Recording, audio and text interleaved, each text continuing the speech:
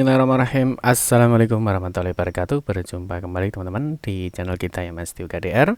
Oke teman-teman, kesempatan kali ini kita akan berbagi informasi kembali ya masih di seputar dunia pendidikan ya. Khusus untuk kesempatan kali ini kita akan sedikit ya. Tentunya ada kabar baik ya untuk tenaga honorer, ini tentunya yang memenuhi persyaratan ya. Di sini nanti kita akan bahas ya. Mungkin teman-teman juga sudah ada yang tahu ya. Sebenarnya mungkin ada yang belum tahu atau mungkin ada belum paham. Nanti kita akan bahas terkait dengan juknis ya, petunjuk teknis atau aturan terbaru, yang mana di sini sudah ada aturan terbaru tahun 2023 ya. Ini terkait dengan bantuan insentif untuk guru non PNS ya, atau untuk tenaga honorer ya, yang mana nanti kita akan lihat yang kemarin mungkin sudah banyak yang bertanya ya. Kalau kemarin kita sudah pernah membahas ini untuk yang di Kemenak ya, atau di Kementerian Agama ya. Kementerian Agama kemarin kan kita juga sudah membahas ya. Di Kementerian Agama kemarin juga ada terkait dengan tunjangan insentif, ini tentunya untuk guru non PNS ya, atau non pegawai negeri. Ini untuk RA ya, Radatul Atfal, dan juga untuk madrasah. Nah, kali ini kita akan membahas untuk yang dari Kemendikbud ya, yang dari Kemendikbud. Kemarin juga sudah banyak ditanyakan, Pak, bagaimana dengan yang dari SD ya, SMP, SMA, SMK. Kemendikbud kok belum ada informasinya. Nah, nanti kita akan bahas terkait dengan ini. Nah, nanti kita akan sedikit menengok ya, kita akan sedikit melihat syaratnya apa sih. Nah, tentunya ada syaratnya apa ya. Selain syarat, di sini nanti ada data-data apa yang perlu di cross check dan bagaimana cara pengajuannya ya. Yang penting tentunya yang paling penting itu adalah bagaimana sih cara pengajuannya ya. Nah, nanti di sini kita akan ada peraturan terbaru teman-teman ya. Ini tahun 2023 terkait dengan peraturan dari Sekjen Kemendikbudristek. Ya, ini terkait dengan petunjuk teknis penyaluran bantuan insentif bagi pendidik non aparatur sipil negara atau non ASN. Nah, ini pada taman kanak-kanak ya, pada PAUD ya, ada pendidikan dasar, ada SMP, ada SD SMP, pendidikan menengah, nanti ada SMA, SMK, dan seterusnya ya. Nah, tentunya yang paling penting di sini nanti kita akan sedikit melihat teman-teman bagaimana sih cara pengajuannya ya. Jadi teman-teman nanti bagaimana melihat apakah dapat insentif apa enggak sih, dan juga yang terpenting adalah syaratnya. Jadi ada S dan K-nya ya. S dan K-nya adalah syarat dan ketentuan berlaku. Nanti kita akan bahas teman-teman, silahkan simak video ini sampai dengan selesai. Tapi seperti biasa kita ingatkan kembali, mungkin bagi kalian yang baru bergabung di channel ini atau mungkin baru melihat channel ini, jangan lupa klik tombol like dan subscribe. Silahkan bunyikan lonceng notifikasinya biar Anda selalu mendapatkan informasi-informasi terbaru dari kita. Bagi kalian yang suka baca berita, silahkan kunjungi saja di laman resmi kita masdiukade.com. Di sini kita akan berbagi informasi khususnya di seputar dunia pendidikan. Oke, langsung saja kita mulai. Untuk juknisnya kita akan sedikit memberikan informasinya ya, mengenai bantuan insentif untuk guru non PNS. Yang pertama teman-teman, mungkin teman-teman masih ingat ya, kemarin ada juga dari peraturan dari Sekjen Kemendikbudristek, yang mana kemarin di tahun 2022 ini ada terkait dengan juknis bantuan insentif ya. Ini sudah dinyatakan tidak berlaku ya, artinya bahwa sudah ada aturan terbaru yang mengatur mengenai bantuan insentif. Nah, itu tertuang di dalam peraturan Sekretaris Jenderal ya, Kemendikbudristek nomor 11 tahun 2023. Ini terkait dengan petunjuk teknis penyaluran bantuan insentif untuk guru ya, atau untuk pendidik non ASN ya, pada PAUD ya, pada KB ya, pada TK, dan juga untuk SD, SMP, dan seterusnya. Mari kita akan lihat teman-teman ya. Di sini nanti ada informasi penting apa ya terkait dengan hal tersebut ya. Yang pertama, kalau kita lihat teman-teman di dalam aturan ini ya. Nah, dalam aturan ini kalau kita lihat yang pertama, nah di sini kita lihat di dalam pasal 1 bahwa bantuan insentif ini bagi pendidik non ASN. Yang selanjutnya disebut bantuan. Nah, ini adalah bantuan pemerintah yang diberikan untuk menambah penghasilan ya. Jadi untuk menambah penghasilan atau tamsil ya, di luar gaji atau upah dan kesejahteraan pendidik non aparatur sipil negara dalam melaksanakan tugasnya. Ini ya, ini pengertiannya. Terus nanti di sini juga ada poin 4. Poin 4-nya adalah datanya ya. Jadi data pokok pendidikan yang disingkat dengan Dapodik, ini nanti adalah sistem pendataannya, yang mana ini dikelola oleh Kemendikbudristek teman-teman ya.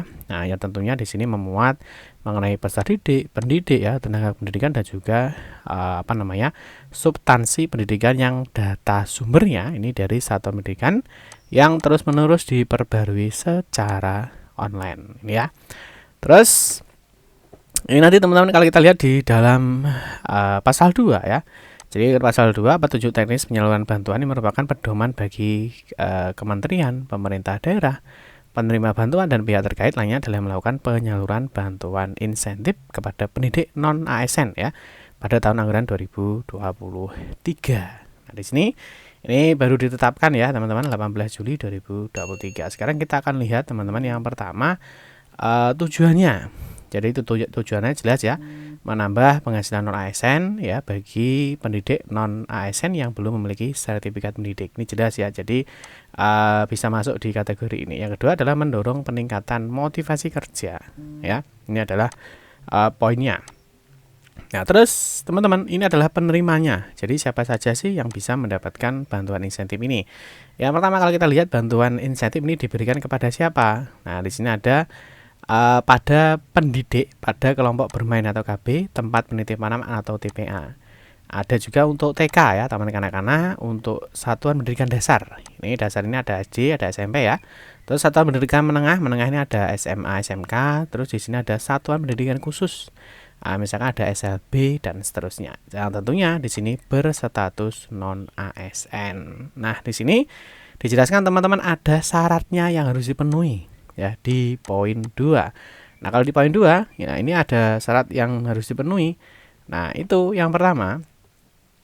Pada ayat 1 huruf A ya, ini untuk teman-teman yang di KB atau TPA, ini paling rendah harus memiliki ijazah SMA atau SMK atau bentuk lain yang sederajat.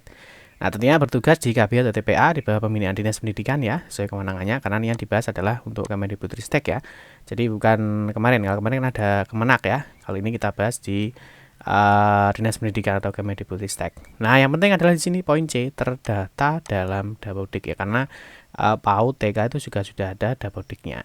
Yang berikutnya tidak berstatus sebagai ASN dan memiliki masa kerja paling sedikit 12 tahun. Ini teman-teman ya, ini yang mungkin yang dikeluhkan sama teman-teman itu adalah masa kerjanya ya. Ternyata syaratnya ini minimal 12 tahun. Itu sangat lama sekali teman-teman ya. Nah, ini dibuktikan secara terus-menerus sampai dengan pada bulan Januari 2023, yang mana ini dibuktikan dengan surat keputusan pengangkatan dan penyelenggaraan satuan pendidikan. Nah, terus berikutnya untuk yang poin 1B ya, ayat 1 di huruf B ya ini. Nah, sampai dengan huruf E harus memenuhi persyaratan sebagai berikut ya. Jadi yang untuk yang di sini tadi ya, pendidikan dasar, menengah dan khusus ya, di sini yang pertama belum memiliki sertifikat pendidik. Nah, ini untuk jenjang Dikdasmen ya. Terus memiliki memiliki ijazah minimal S1 atau D4. Nah, ini teman-teman yang agak sulit ya, mungkin tenaga honorer itu adalah memiliki nomor unik dan nomor unik pendidik dan tenaga kependidikan atau NUPTK. Nah, ini mungkin teman-teman yang belum memiliki NUPTK berarti sudah pupus harapannya ya. Berikutnya memenuhi beban mengajar sesuai dengan ketentuan peraturan perundang-undangan. Lah, ini mungkin yang harus ada minimalnya ya. Jadi minimal mengajarnya berapa karena memenuhi beban mengajar. Nah, berikutnya terdaftar di Dapodik, ini pasti ya, karena datanya diambil dari Dapodik. Yang berikutnya tidak berstatus sebagai ASN. Dan yang paling berat adalah mungkin ini ya, yang paling berat, dan ini mungkin sebagai penghargaan untuk teman-teman ya yang memiliki masa kerja banyak. Nah, di sini memiliki masa kerja paling sedikit adalah 17 tahun teman-teman ya. Jadi untuk yang di Dikdasmen ini minimal 17 tahun. Jadi kalau kurang dari 17 tahun ya tentunya tidak termasuk di dalam persyaratan untuk bisa menerima tunjangan insentif. Nah, terus di sini untuk besaran dananya berapa sih? Kalau kita lihat besaran dananya ya, di sini untuk yang TKB atau TPA ini dapatnya 200.000 per bulan. Jadi nanti kalau misalkan 12 bulan ya berarti sekitar 2,4 juta lah ya. Nah, ini sedangkan untuk yang Dikdasmen yang mulai dari TK, SD, SMP dan seterusnya di sini dapatnya 300.000 ya. 300.000 kalau dikalikan 12 ya lumayan ya, dapatnya kan sekitar 3,6 juta ya. Nanti tentunya masih kepotong pajak, ini masih lumayan ya. Nah, terus tentunya di sini besaran uang ya sebagian maksud ini terhitung mulai bulan Januari 2023. Jadi Januari sampai dengan Desember 2023 ya. Nah, Terus berikutnya teman-teman ya, mungkin yang jadi pertanyaan adalah di sini teman-teman ya, bagaimana sih cara pengajuannya ya? Bagaimana mengajukan, apakah perlu pengajuan ke sekolah, pengajuan ke dinas atau bagaimana? Nah, untuk tahapan pengajuan teman-teman ya, di sini ada di poin E ya. Jadi di tata kelola bantuan dan di sini melakukan input atau pembaruan data data pendidik non ASN. Yang pertama, di sini pendidik non ASN ini menginput data atau memperoleh data pendidik non ASN melalui Dapodik dan memastikan data yang diinput adalah benar. Jadi pengajuannya, jadi tidak ada pengajuan secara manual ya. Jadi pengajuan insentif itu dilakukan melalui aplikasi Dapodik. Nah, tentunya di sini ada beberapa data yang harus dicek, yaitu di poin B. Ya, di poin B itu apa? Jadi data yang harus diupdate atau diinput atau diperbarui itu mengenai yang pertama adalah satuan administrasi pangkal. Atau kalau teman-teman bahasanya ini induknya di mana? Ya, satuan administrasi pangkal ini adalah induknya. Induknya di mana harus jelas. Yang kedua adalah beban mengerjanya di dalam mengajarnya ya. Berapa ini sudah di mapping sama operatornya. Golongan ruang ya, golongan ruang, masa kerja ya di sini. Kalau golongan ruang ini adalah untuk teman-teman yang impasing ya. Jadi teman-teman impasing. Kalau masa kerja biasanya dilihat dari riwayat pendidikan, bisa dari TMT kapan yang bersangkutan itu mulai bertugas, ini juga ada di Dapodik ya. Terus berikutnya ada NPWTK, ada tanggal lahir dan status kepegawaian. Nah, ini jelas ya. Jadi statusnya jangan sampai salah ya. Apakah statusnya itu misalkan GTY, apakah PNS atau CPNS dan seterusnya. Ini harus jelas. Jadi cara pengajuannya adalah melalui aplikasi Dapodik dan data yang di cross check itu adalah di poin B tadi yang sudah kita jelaskan. Berikutnya nanti ya, ini memastikan ya.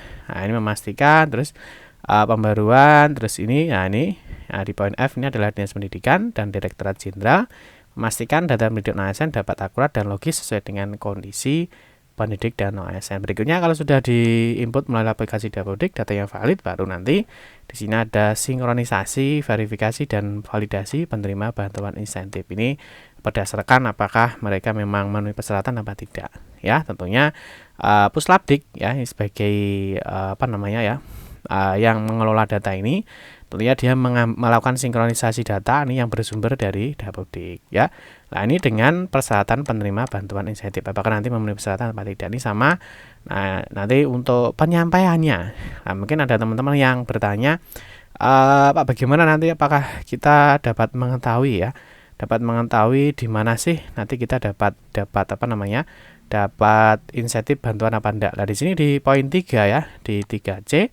Di sini penerima bantuan insentif diinformasikan melalui mana? Info GTK ya. Jadi yang pertama adalah aplikasi Dapodik ya. Jadi di datanya dipastikan di Dapodiknya ini sudah oke.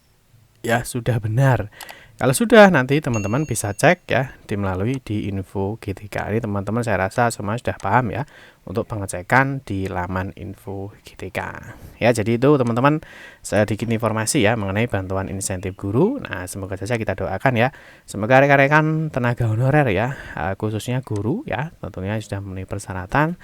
Semoga bisa mendapatkan bantuan insentif ya di tahun 2023 ini. Demikian teman-teman informasi yang dapat kami sampaikan. Semoga informasi ini bermanfaat. Mohon maaf jika ada salah kata dalam memberikan informasi dan penjelasan. Kita berjumpa kembali di video-video berikutnya. Saya akhiri, wassalamualaikum warahmatullahi wabarakatuh.